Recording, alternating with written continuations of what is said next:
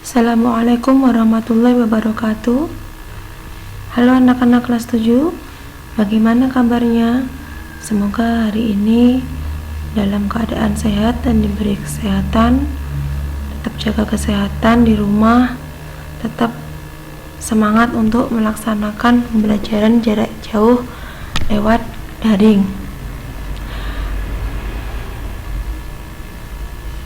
Hari ini adalah pelajaran IPS.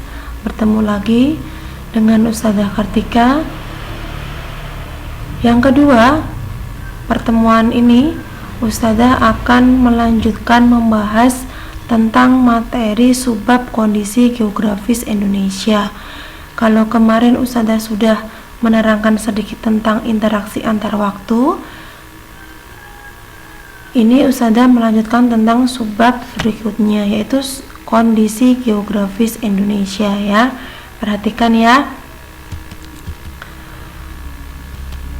Kondisi geografis Indonesia akan Ustazah terangkan nanti, yaitu melalui peta, komponen peta, mengetahui letak dan posisi geografis Indonesia melalui peta, pengaruh posisi geografis Indonesia terhadap kehidupan. Nih, yuk coba lihat semuanya ya. Perhatikan, ini adalah gambar kondisi geografis Indonesia. Anak-anak lihat ya. Ini adalah gambar kondisi geografis Indonesia. Di sini ada apa? Di sini ada gambar peta. Peta apa anak-anak? Semua pasti sudah pada tahu ya. Ini adalah peta negara Indonesia ya. Jadi tadi Ustazah sudah singgung peta. Jadi Ustazah akan menerangkan kondisi geografis Indonesia melalui peta. Perlu kalian tahu bahwa peta itu adalah gambaran konvensional permukaan bumi yang diperkecil seperti penampakan yang terlihat dari atas. Jadi peta itu seperti kita melihat bumi di atas ketinggian. Seperti kalian misalnya naik pesawat, kemudian kalian melihat ke bawah, kemudian kalian menggambarkan apa yang kalian lihat itu dituangkan di dalam sebuah gambar. Ini yang dinamakan peta ya. Paham ya anak-anak? Nah, yang kedua adalah kondisi geografis Indonesia.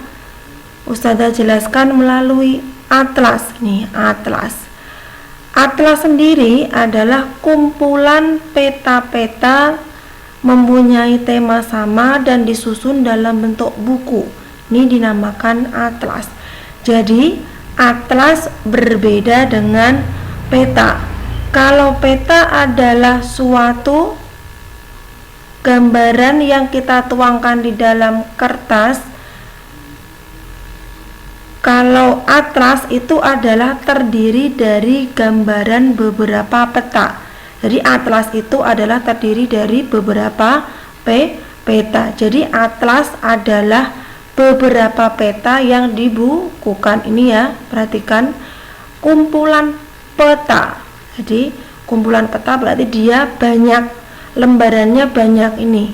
Nih, contohnya seperti ini. Atau kalau di rumah, untuk pertemuan selanjutnya kalian bisa membuka atau mempersiapkan petanya kalau ada yang di rumah punya.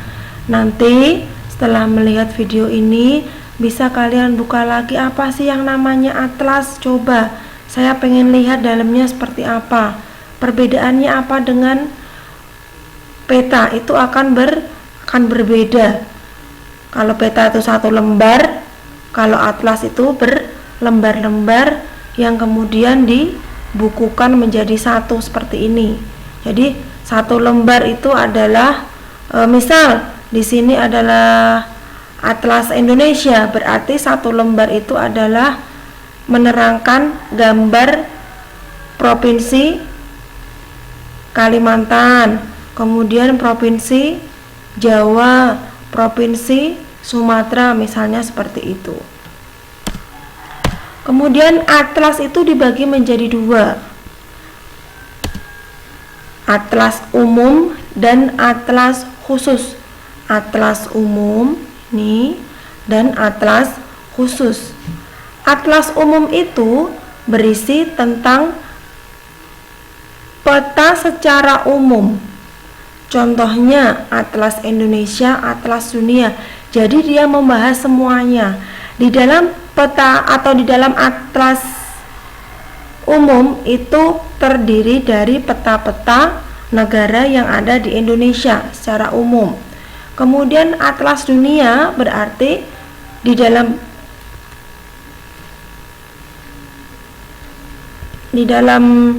atlas Indonesia ini terdiri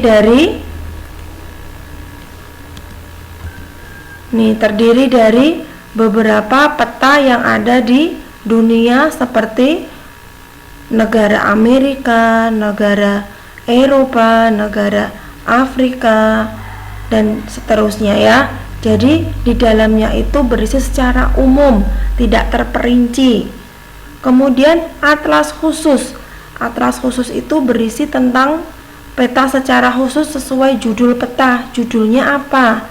Misal contoh atlas sejarah Indonesia berarti atlas itu menerangkan atau di dalamnya terdapat gambaran-gambaran khusus tentang sejarah Indonesia nih. Jadi berbeda ya anak-anak, perlu diperhatikan. Nanti kalau di rumah ada atlas silahkan dibuka. Kemudian unsur-unsur atlas. Unsur atlas itu terdiri dari judul atlas. Judul atlas itu bagaimana? Judul atlas itu contohnya atlas dunia dan atlas Indonesia. Yang mudah dulu ya, yang sering kalian punya itu biasanya atlas Indonesia yang dipakai di kelas MI atau SD. Itu namanya judul, jadi ada judulnya. Kemudian ada daftar isi. Daftar isi berisi daftar urutan isi atlas yang ada halamannya. Misal di dalam atlas Indonesia, halaman 1 adalah peta daerah Kalimantan. Halaman 2 adalah peta daerah Jawa, misalnya seperti itu. Yang ketiga adalah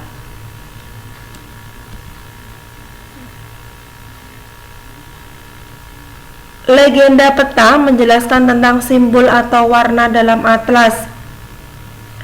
Jadi ada di dalam atlas, kalau kalian buka itu ada simbol-simbol warna atlas. Jadi di setiap daerah biasanya simbolnya berbeda-beda, atau di gambar satu peta itu ada warna biru, warna pink, kadang warna orange, warna hijau. Itu yang dinamakan dengan legenda atlas. Kemudian indeks. Indeks memuat nama-nama yang ada dalam atlas seperti nama kota, jalan, gunung, sungai. Itu dinamakan indeks. Ya, diingat-ingat ya anak-anak. Jadi unsur atlas itu ada berapa di situ tadi Ustazah terangkan? Ada 5. Ya, perhatikan. Dibaca, diperhatikan dengan seksama. Ada 5 judul atlas, daftar isi, peta-peta dengan judulnya, legenda peta, dan indeks peta. Kemudian adalah fungsi atlas. Apa sih fungsi atlas? Perlu kita ketahui. Atlas juga mempunyai fungsi.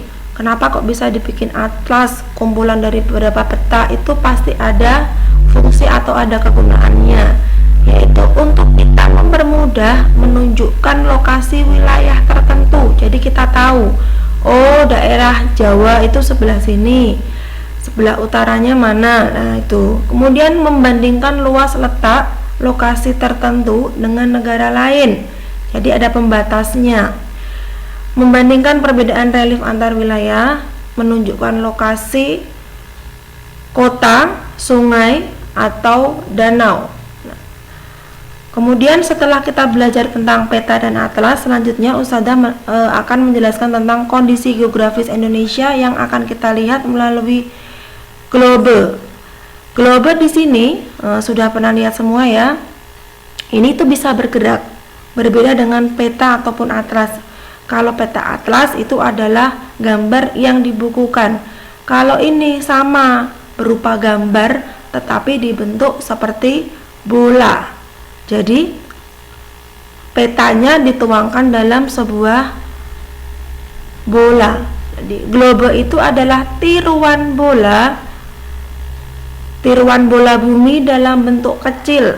Globe berbentuk bola yang menggambarkan bentuk bumi yang bulat. Jadi satu peta jika kita lihat itu sebenarnya kalau kita bikin seperti ini, seperti aslinya itu bumi itu adalah bulat. Di sini ada garis-garisnya juga seperti peta ya. Ini namanya garis lintang, yang ini garis lintang dan ini adalah garis bujur. Jadi garis yang melintang dari barat ke timur, garis bujur itu adalah garis yang membujur dari arah utara sampai selatan. Perhatikan ya. Garis lintang adalah garis yang membujur dari barat ke timur. Garis lintang adalah garis bujur adalah garis lintang adalah garis yang melintang dari barat ke timur. Ini adalah garis bujur ya, yang berdiri ini garis bujur, yang melengkung adalah garis yang membujur dari utara ke selatan. Kemudian manfaat globe. Globe dibuat juga mempunyai manfaat. Nih, globe gambarnya Ustazah munculkan lagi. Menggambarkan letak garis lintang dan garis bujur. Tadi sudah Ustazah singgung. Garis lintang yang tidur, ya, garis bujur yang berdiri. Garis lintang tadi apa? Garis yang melintang dari arah barat ke timur. Garis bujur adalah garis yang membujur dari arah utara ke selatan.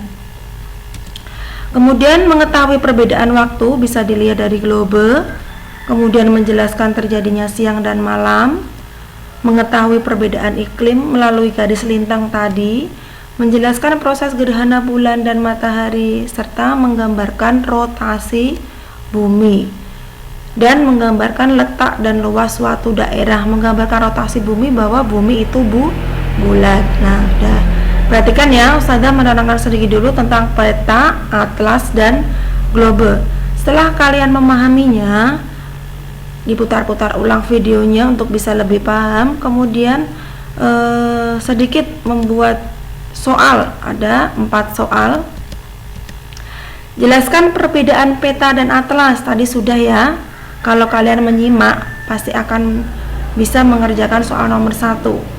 Yang kedua, jelaskan perbedaan garis lintang dan garis bujur. Ustazah juga sudah menerangkan. 3, sebutkan macam-macam atlas. Tadi juga sudah. Dan keempat, sebutkan 3 manfaat globe. Ya, silakan dikerjakan di buku tugasnya. Kemudian bisa dikirim ke Ustazah, bisa japri ya. Nomor Ustazah sudah ada di grup yang nanti akan menge-share tugas 7B. Sekian, Ustazah akhiri. Apabila banyak kekurangan, mohon maaf. Wassalamualaikum warahmatullahi wabarakatuh.